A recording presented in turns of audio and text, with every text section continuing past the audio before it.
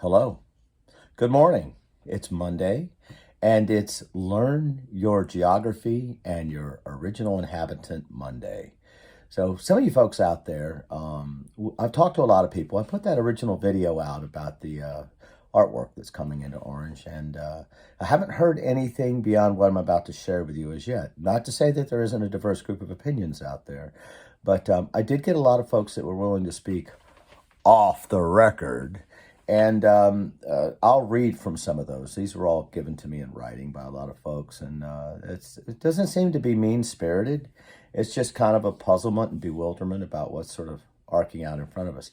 Anyway, so here's what I'm going to do. I'm going to take a moment to go over some good basic grounding on the original inhabitants of Orange County. And those folks, as I'm told and have read, are called look up here. If you look up here, you see I have a map. And on this map, there's this big, large red circle. Kind of looks like somebody forgot to stop drinking wine and spilt it all over the carpet. Well, that carpet spill of red wine would be known as the Manahoac tribe. Manahoac, I'm sure there's someone that'll correct me. But it hasn't been discussed a lot, sort of on the forefront of it's not in people's psyche.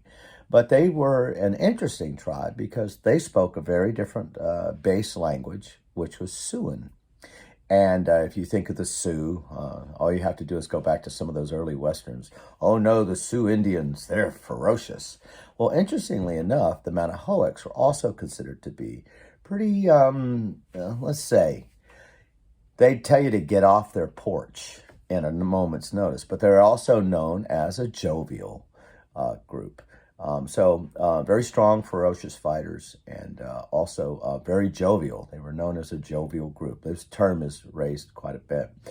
There was a story about, and I'm still trying to come across this, but I had read about an Indian or an indigenous populace. Oh no!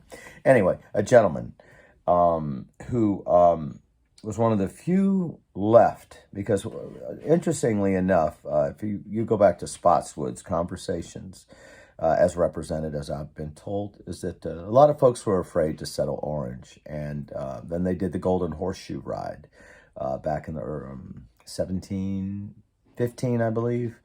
Check my dates on that. It's close. These are approximations. I'm not going to go into the minutia, but more so what the overarching discussion is. So I might be off on dates by a year or two. Doesn't matter. I think everyone's off by a couple of years anyway. Oh, I'm only 48. I'm not 50. We know how it works. Anyway, a lot of what was discussed and what I've read is that Orange County was a no man's land. Nobody was here when Spotswood did his ride of the Golden Horseshoe. And as you go into what's developing and percolating with a lot of the DNA and a lot of the folks doing their research through their different families that settled, you find that there are references on many occasions that I have read where people that had died, original family settlers out here, that say died in 1740, were listed as being born in Orange County and died in Orange County. And born in Orange County when Orange County didn't exist, back when it would have been kind of like the frontier, the original frontier. In fact, that original frontier would have begun at the fall line. And what happens at the fall line? The language base changes. So you go from the collective language. It was a lot of, and I'll get back with you. It wasn't Iroquois, but it was another northern tribe. And then into the Siouan language. And one of the interesting thoughts here is that, and I haven't read this stated this way, but I've kind of come to this conclusion from all the evidence that I've read and all the conversations in print, is that all of these tribes here would be depending pretty heavily on the plentiful of the bodies of water. So you didn't really have to fight over land because most of your proteins were in the water. Fish, turtle, we could go down the list. And you go back, they talked, you could almost walk across the water on the backs of all the fish and animals that were in there. So there wasn't a lot of competition because it was so plentiful. And of course, you still would have had your agrarian bases as well. But all of this being referred to as the Powhatan Confederacy. And of course, what I've read is that Powhatan would send his war parties out and they'd go pecking on a door of this tribe and say, hey, kind of the Genghis Khan thing. You're either with us or against us. But if you're with us, you're going to pay your tax of food every year or whatever cycle that may have been on a regular basis. But we would protect you. You would have the power of Powhatan behind you. And so there was a nice confederacy of the really diverse tribes. So you see a lot of these. If you look up here, there's a lot of small dots. The Wayanook, the Arohatek, Powhatan, Yugatand, Pamunkey, Moratakund, Sekawan, and all these, I'm pronouncing these wrong, but you get the idea. The Cuttawoman, the Patawomac. Now, here's an interesting thought. The Patawomac are up around the area that if you go up to Aquia, you'll see some references to Pocahontas. As I understand, and correct me if I'm wrong, that may have been where she was born. And there's some statues up there sort of testifying to that. But let me point something out. Right here, and of course, this area was utilized during the Civil War when the North staged to fight the Confederacy in the South. If you come down, all the resources that were brought to bear on the war would have come down the Potomac. And they would have come down to Aquia Landing right here. Now, why? Why not come all the way down the Potomac to the Chesapeake Bay, come all the way down, and go all the way up the Rappahannock to come fight your battles in Fredericksburg? Well, duh, because it would have been another couple of days on the water. So what happened was, we go back up here to the Potomac again, up where the Patawomac were. It's called Aquia Landing. And you would, and as happened for quite some time, they would ride a riverboat down the Potomac, disembark at Aquia Landing, and this also happened in the Civil War, and then on horse or wagon or mule or, beast of burden, if you will, present company excluded, you would disembark and you would cut down this little short piece, and there you are within, I think it might be 30 miles, if that, as opposed to 300, 200, give or take, somewhere in that range. You could figure it out. But anyway, the idea is that, bam, you jump that body of land, and then that would bring you to the fall line at Falmouth, known as Falmouth Bridge, which was originally called Hogtown. Now, to that point, Hogtown. Why would it be called Hogtown? Well, I think one can surmise if it was Hogtown and it was just below the falls, everything that came down the Rappahannock north or northwest of Falmouth above the fall line, which would also include anything that came down, let's go up here, Rapidan. Let me follow this up. So there, where the Cuttawoman are, that's where the confluence of the Rappahannock and the Rapidan are. And if you head due west, go west, young man. But if you go west, go on the Rappahannock River, because that's due west. You would either go on land on the Stafford side headed west, which would bring you to Stevensburg, or if you're going by water, you would of course go down the Rappahannock. And then where would you end up in? You would end up in what is now currently Orange County, no man's land. Now, here's the thought. I've read that there was an early trader in the 1600s that reported to Lord Baltimore in paper, in writing, that he had established robust trade inside and up the Rappahannock with those tribes that were considered to be jovial but dangerous. And who would that be? That would be the Manahoac.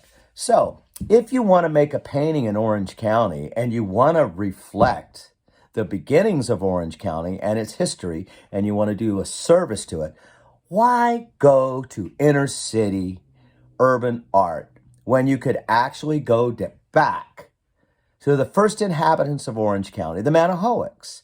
Why not embrace the diversity of our culture? Now let's take it a next step. What do you think happened when those traders came up the Rappahannock, which a lot of the folks that first came in as indentured servants from what in the beginning was 1650 to 1656 to 1696, which was old Rappahannock County, which was the grandmother of the daughter of Rappahannock County. We'll get into that on another series. But one of the few counties that didn't lose all of their paperwork, documents, contracts, indentured servant contracts from the 1600s would have been, and is still there today, in Rappahannock Courthouse. And it's amazing. I've been there. And in fact, I've got an out-of-print book that speaks to some of the early goings-on in this area. But as those first trappers, traders, came up the river, some made friends. Some took wives. Why would that happen? Because they just grabbed the women and took them away? Well, let's put it to you this way. If I roll into Baltimore club with, and Baltimore's random, I say roll into a club in Stafford in a brand new Bentley with my bling bling on, my guns, at the time, my beads, all the things of value, chances are there's going to be someone to go, he fine. He's so fine. I'm going to have him for my own. I like your gun. So the idea is that, and has been documented, that the women, the local women, now this was frowned upon by their tribe, but that the local indigenous women would settle with their beau, who just might happen to be a robust trader, a pioneer, a fur trader, a robust and stout man capable of defending his woman's honor. Plus, the Native American women could give birth unaided. And there weren't a lot of white girls running around going, well, I sure would like one of those trader guys for a husband. So if you look at the base stock of what is of value, some of the earliest settlers in Orange who have not been discussed, everyone wants to talk about, President such and such was here and he created everything. Yeah, and he had a lot of slaves, and we could go down all the reasons. And he basically sat back in his parlor drinking his tea and doing his books. And no hate on that, because the truth be told, without organizational structure and without a focus and a plan, things tend to stay kind of wild. We can talk about the Wild West in the beginning. Eventually, order and structure needs to come. And so these are people with vision. And this, you've got to work with the tapestry of what you're, where you land and what you're walking in. I imagine the first settlers of Mars after Elon Musk a couple hundred years later, they were terrible Mars settlers. They were unevolved. And so, if you want to get into this and you want to bring artwork in, maybe you might want to take a step back and ask folks, not just the narrative, not just the president, not just to this, to that. Let's embrace it all. But why not go back to, in the spirit, my guy here agrees with me, why not go back into the spirit of what really was going on here? There's a lot of artifacts. It's all kind of treated cursory, like, oh, look at this arrowhead. Oh, look, baskets, woohoo. It was an advanced, civilized culture that had been here for a long time that probably were no more ferocious than any of the early settlers that came out here. And maybe they had respect for each other, kind of a warrior's respect for another warrior.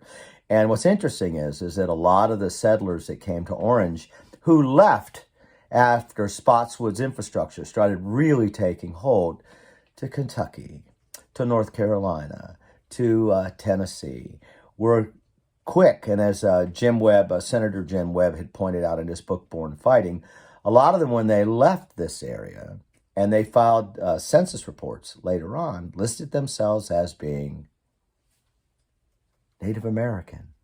Well, how did that Scots-Irish settler become Native American? How would that happen? Maybe his dad was one and his mom was another, or vice versa. But here's the thing.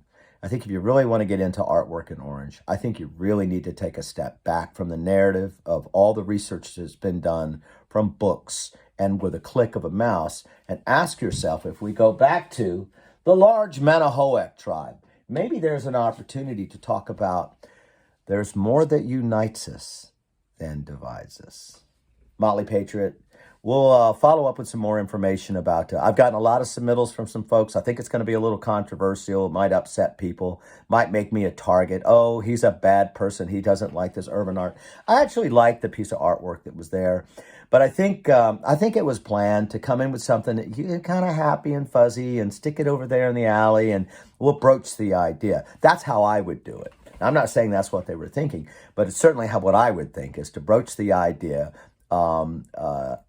With something that's a little happier. It kind of, one of the references, it says, it looks a little bit like Sesame Street. And Sesame Street came from where? New York City. And what was the theme of New York City and Sesame Street? It was in the inner city.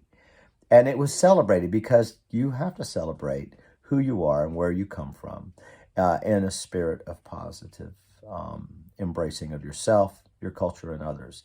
And that means everything's valid. It also means that don't be so quick to judge and dig a little deeper. Get off your desk, get out there, do some digging, ask around, bring everybody into the conversation. Don't do your little things back behind in a meeting. A lot of people are saying, I just felt left out of this process. This has been really consistent. So personally, I like the artwork. I do sort of understand the idea that, well, it's kind of, and sometimes art is meant to make you feel awkward. Here's the thing. It comes across as being a bit condescending that they're going to throw this urban art everywhere. And it sounds like somebody's trying to make a statement. And it sounds that somebody's trying to provide a counterpoint to something that they have prejudged based on them carpetbaggers out of New York City. They know what's best for us. Just ask them. Anyway, that being said, Motley Patriot over and out. I wish everybody a blessed week. Peace out.